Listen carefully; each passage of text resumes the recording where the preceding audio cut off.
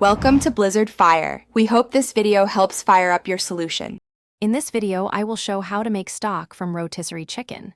This easy method transforms your leftovers into a rich, flavorful broth. You'll be amazed at how simple it is to create a versatile ingredient for soups, sauces, and more. Plus, it's a fantastic way to reduce food waste and save a few dollars.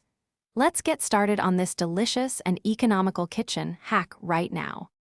First, gather your rotisserie chicken carcass, skin, and any small bits of meat. Don't forget those essential aromatics, a roughly chopped onion, a couple of carrots, and a few celery stalks. These vegetables form the flavor base. For extra depth, toss in some whole black peppercorns, a bay leaf, and a handful of fresh parsley. This combination creates a wonderfully fragrant foundation for your stock. Hey everyone, if you're finding these tips helpful, please hit that subscribe button and give this video a like. And speaking of making life easier, just like this simple stock recipe, why not upgrade your clean game? The Shark AI Ultra Robot Vacuum is a game changer for keeping your kitchen spotless. It's voice-controlled, self-emptying, and pet-friendly. Check the description for the link and other great deals. Now, let's get back to the video.